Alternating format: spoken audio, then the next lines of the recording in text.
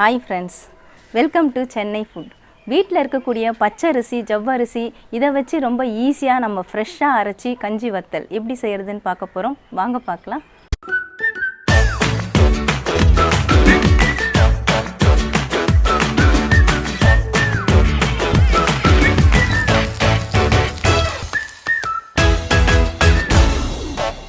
கஞ்சி வத்தல் செய்கிறதுக்காக நான் இந்த டம்ளரில் 2 டம்ளர் அளவுக்கு பச்சரிசியை ஊற வச்சு எடுத்துருக்கேங்க. இது 2 மணி நேரம் ஊற விடலாம். அப்படி இல்லைனா நீங்கள் நைட்டே கூட ஊற வச்சிடலாம். நான் நைட்டு தாங்க ஊற வச்சேன். அரிசி நல்லா ஊறிட்டு நல்லா இருக்குது. பச்சரிசி தான் ஊற வைக்கணுன்ட்டு இல்லை, நீங்கள் இட்லி அரிசிலையும் செய்யலாம், இல்லைனா ரேஷன் பச்சரிசி புழுங்கல் அரிசி அதில் கூட செய்யலாங்க. அந்த வத்தல் ரொம்பவே நல்லாயிருக்கும் எதில் செஞ்சாலும். இந்த 2 டம்ளர் பச்சரிசிக்கு நான் 100 கிராம் அளவுக்கு ஜவ்வரிசி ஊற வச்சுருக்கேங்க. இந்த ஜவ்வரிசியும் நான் நைட்டே ஊற வச்சுட்டேன். பாருங்கள் நல்லா ஊறிடுச்சு, அப்படி நசுக்குனா நசுங்குது பாருங்கள். நான் பச்சரிசி ஜவ்வரிசி ரெண்டுமே நைட்டே ஊற வச்சுட்டேன். இல்லை பச்சரிசியில் இருந்த தண்ணியை மட்டும் நான் கழுவிட்டு வடிச்சிட்டேன். இந்த ஜவ்வரிசியில் இருக்கிற தண்ணியை நம்ம வெளியே கொட்ட போகிறதில்ல, இதை நம்ம அரைக்கிறதுக்கு பயன்படுத்திக்கலாம். இப்போ இதை அரைக்கிறதுக்கு முன்னாடி நம்ம அடுப்பில் தண்ணி வச்சுக்கணுங்க. நான் கஞ்சி வத்தல் செய்கிறதுக்கு குக்கர் பாத்திரம் தான் எடுத்திருக்கேன். குக்கர் பாத்திரத்தோட பாட்டம் தான் எடுத்துருக்கிறேன். ஏன்னா இது கொஞ்சம் அடி கனமாக இருக்கும், நமக்கு அடி பிடிக்காமல் நல்லா வரும். இதுக்கு தண்ணி பார்த்திங்கன்னா அளவு இவ்வளோ தான் வைக்கணுன்ட்டு அளவு கிடையாது. நான் வந்து 2 டம்ளர் அரிசி வச்சதுனால 1 டம்ளருக்கு 8 டம்ளர்லேருந்து 9 டம்ளர் வரைக்கும் நீங்கள் அளவு கணக்கு எடுத்துக்கலாம். ஏன்னா நம்ம தண்ணி விட்டு தான் அரிசி அரைக்க போகிறோம். தேவைனாலும் அப்புறம் நம்ம தண்ணி சேர்த்துக்கலாம். நான் இந்த டம்ளரில் 8 டம்ளர் அளவுக்கு தண்ணி கணக்கு பண்ணி மொத்தம் 16 டம்ளர் தண்ணி இதில் வச்சுருக்கிறேன். அடுப்பு ஆன் பண்ணி விட்டுட்டா நம்ம தண்ணி சூடாகிறதுக்குள்ளே அரிசி அரைச்சி எடுத்துக்கலாம். நான் அடுப்பு ஆன் பண்ணிட்டேங்க. தண்ணி நல்லா சூடாகட்டும். அதுக்குள்ளே இதை மிக்ஸி ஜாருக்கு மாற்றிட்டு அரைச்சிக்கலாம்.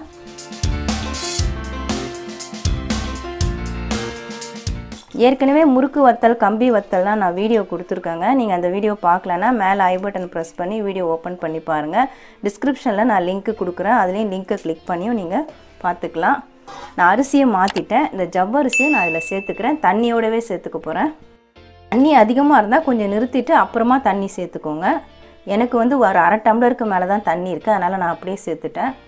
இது கூடவே காரத்துக்காக நான் பச்சை மிளகாய் சேர்க்குறேன். உங்களுக்கு பச்சை மிளகாய் வேணும்னா நீங்கள் காய்ந்த மிளகாய் சேர்த்துக்கலாம். சின்ன சின்னதாக இருக்கிறதுனால நான் 5 மிளகாய் எடுத்திருக்கேன். இதெல்லாம் உங்களோட காரத்துக்கு தகுந்தப்போல் நீங்கள் சேர்த்துக்கோங்க. மிளகாயை சுத்தமாக காம்பு எடுத்துகிட்டு அலசி எடுத்துக்கோங்க. 2 உடச்சி போட்டுக்கிட்டால் ஈஸியாக அரைப்படும், அதனால தான் நான் உடச்சி போடுறேன். 1 ஸ்பூன் அளவுக்கு சீரகம், அதையும் சேர்த்துக்கலாம். சீரகம் பிடிக்கலன்னா நீங்கள் சேர்க்க வேண்டாம். இது எல்லாத்தையும் சேர்த்துட்டு நம்ம நைஸாக அரைச்சி எடுக்க போகிறோம். பாருங்கள், நான் அரிசியை அரைச்சி எடுத்துட்டேன். இந்த அளவுக்கு நல்லா நைஸாக இருக்கணும். நம்ம சீரகம் சேர்த்ததுனால அந்த சீரகம் மட்டும்தான் தெரியுது, அதனால தான் கலர் கொஞ்சம் சேஞ்ச் ஆகிருக்கு. நல்லா நைஸாக அந்த மாதிரி அரைச்சி எடுத்து வச்சுக்கோங்க. அரைச்ச அரிசி மாவு அப்படியே இருக்கட்டும். நம்ம அடுப்பில் தண்ணி வச்சுருந்தோம், அதில் உப்பு சேர்த்துக்கலாம். தண்ணி இன்னும் கொதிக்க ஸ்டார்ட் ஆகலை, இப்போ தான் சூடாக இருக்குது. நான் 1 ஸ்பூன் அளவுக்கு கல் உப்பு சேர்க்குறேன். அதாவது 1 டேபிள் ஸ்பூன் அளவுக்கு கல் உப்பு சேர்த்துக்கோங்க. இப்போவே நம்ம உப்பு சேர்த்துட்டா தான் உப்பு கரைஞ்சிரும். கொஞ்சமாக பெருங்காயத்தூள், அதையும் சேர்த்துக்கலாம். நான் 1/2 ஸ்பூன் அளவுக்கு பெருங்காயத்தூள் சேர்த்துருக்கேன். ஒரு முறை கலந்து விட்டுடலாம்.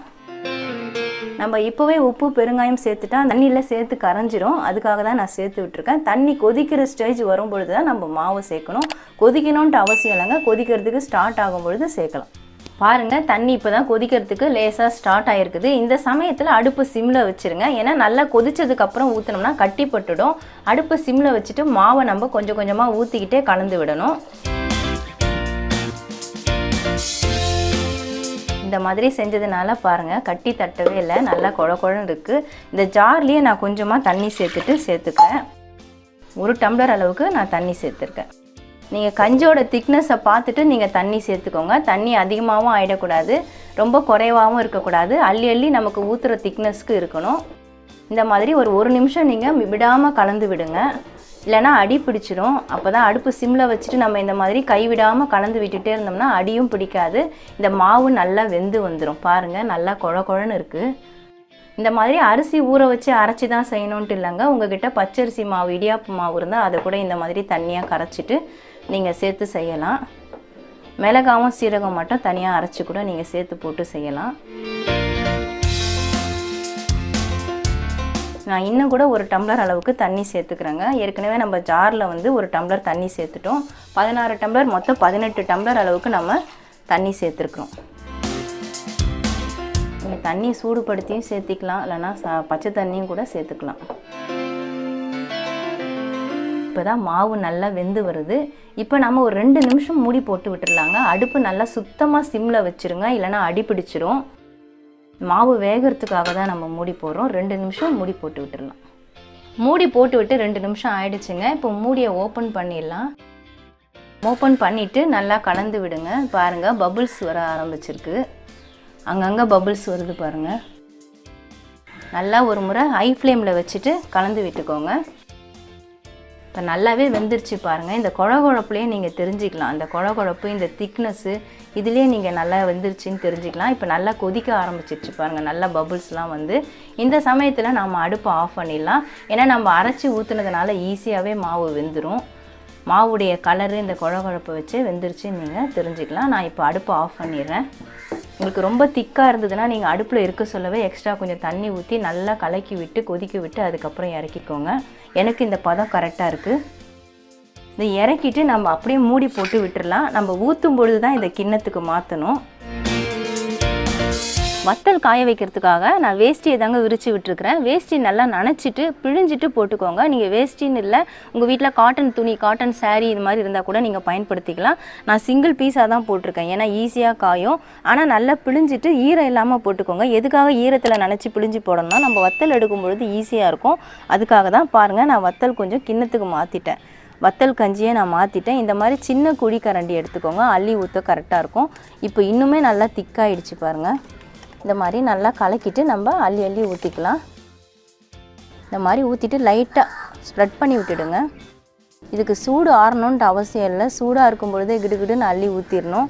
இல்லைனா ரொம்ப அப்படியே இறுகி போன மாதிரி ஆகிடும் வத்தல், கஞ்சி வத்தல். இதே மாதிரி தான் நம்ம ஃபுல்லாக போட போகிறோங்க. நான் போட்டுட்டு உங்களுக்கு காட்டுறேன்.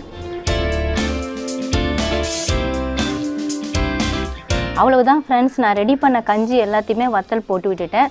பார்க்கும்பொழுது எவ்வளோ அழகாக இருக்குது பாருங்கள். நான் அரை கரண்டி எடுத்துகிட்டு அதை நல்லா தட்டையாக வளர்த்தி விட்டுருக்குறேன். ஏன்னா ரொம்ப கனமாகவும் போடாமல் ரொம்ப மெலிசாகவும் இல்லாமல் திட்டமாக போட்டுட்டா ஈஸியாக காஞ்சிரும். நமக்கு பொரிக்கிறதுக்கும் நல்லாயிருக்கும், எடுக்கிறதுக்கும் ஈஸியாக இருக்கும்.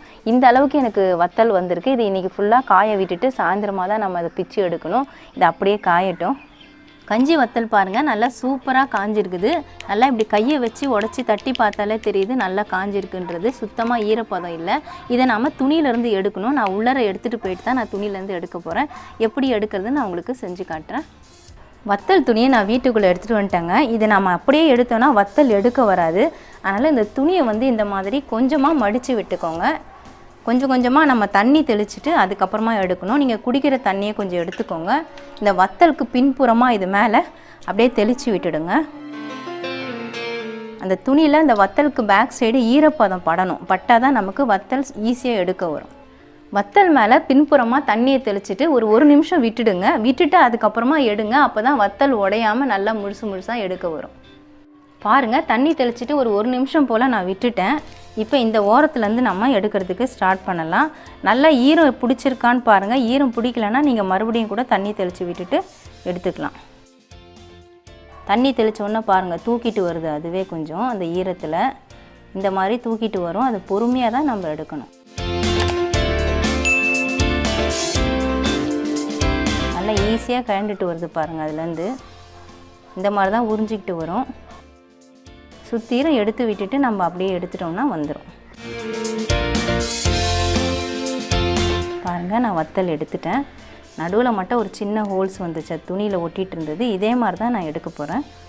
எடுத்துகிட்டு இந்த மாதிரி தாம்பாளத்தட்டில் வச்சுக்கோங்க. இதை நம்ம மறுபடியும் காய வைக்கணும்.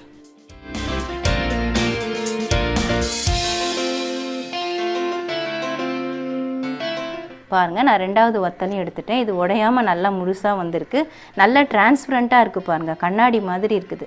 அப்படியே விரல்லாம் தெரியுது. அந்த அளவுக்கு டிரான்ஸ்பரண்ட்டாக நல்லா மெலிசாக இருக்குது. மெலிசாக இருக்கிறதுனால தான் கொஞ்சம் எடுக்கிறது கஷ்டமாக இருக்கும். ஆனால் நல்லா டிரான்ஸ்பரண்ட்டாக இருக்குது பாருங்கள். என்னுடைய விரல்லாம் தெரியுது. இதே மாதிரி எல்லா வத்தலையும் நம்ம எடுத்துக்கலாம். கொஞ்சம் கொஞ்சமாக தண்ணி தெளித்து ஊற விட்டுட்டு எடுத்துக்கலாம். எடுத்து தாம்பாளத்தட்டில் நம்ம வச்சுக்கலாம்.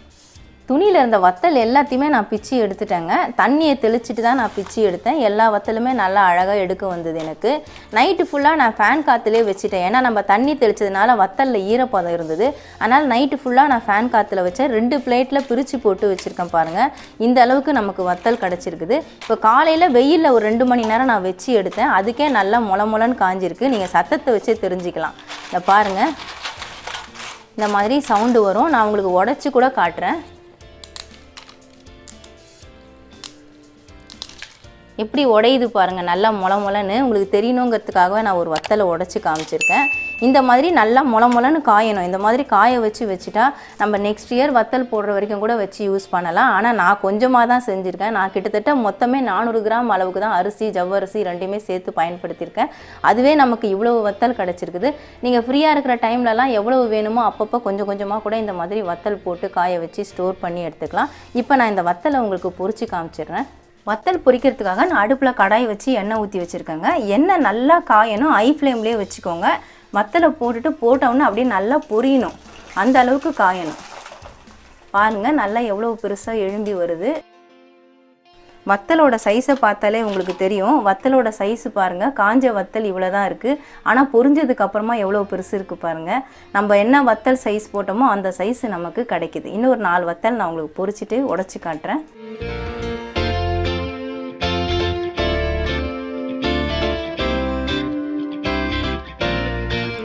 பாருங்கள், நான் ஒரு 4 வத்தல் பொரிச்சிட்டேன். எல்லா வத்தலுமே நல்லா பெருசாக எழும்பி வந்திருக்குது. நல்லா சூப்பராக எழும்பி வந்திருக்கு பாருங்கள். உங்களுக்கு நான் உடைச்சே காட்டுறேன். கொஞ்சம் சூடாக இருக்குது. சூப்பராக உடையுது பாருங்கள். நல்லா மொளன்னு சூப்பராக உடையுது. நல்லா மொறுன்னு இருக்குது. வத்தல் நல்லா சூப்பராக வந்திருக்குங்க. உப்பு காரம் எல்லாமே கரெக்டாக இருக்குது. இதே ப்ராசஸில் இதே அளவுகளோட கூட நீங்கள் செஞ்சு பார்க்கலாம். ரொம்ப சூப்பராக இருக்கும். சாதத்துக்கு சைடிஷாக நம்ம வச்சு சாப்பிட்லாம். காய்கறி இல்லாத நேரத்தில், பொரியல் வறுவல்லாம் இல்லாத நேரத்தில் 2 வத்தலை பொரித்து வச்சு சாப்பிட்டாலே போதுங்க. சாப்பாடு நமக்கு சல்லுன்னு இறங்கிடும். சூப்பரான வத்தல் ரெடி ஆகிடுச்சு. நம்ம கஞ்சி வத்தல் தான் ரெடி பண்ணியிருக்கோம். ரொம்ப ஈஸியாகவும் செய்யலாம். கண்டிப்பாக ட்ரை பண்ணி பாருங்கள். வீட்டில் இருக்கக்கூடிய பச்சரிசி ஜவ்வரிசியை வச்சு ரொம்பவே ஃப்ரெஷ்ஷாக நம்ம ஊற வச்சு அரைச்சி கஞ்சி வத்தல் எப்படி செய்கிறதுன்னு வீடியோவில் பார்த்துருப்பீங்க. ரொம்ப டேஸ்ட்டாக இருக்கும். கண்டிப்பாக ட்ரை பண்ணி பாருங்கள். உங்களுக்கு இந்த வீடியோ பிடிச்சிருந்தா லைக் பண்ணுங்கள், ஷேர் பண்ணுங்கள், சப்ஸ்கிரைப் பண்ணுங்கள். பக்கத்தில் இருக்க பெல் ஐக்கானை கிளிக் பண்ணிக்கோங்க. அதில் ஆல்னு ஒரு ஆப்ஷன் காட்டும், அதையும் கிளிக் பண்ணிக்கோங்க. நன்றி, வணக்கம்.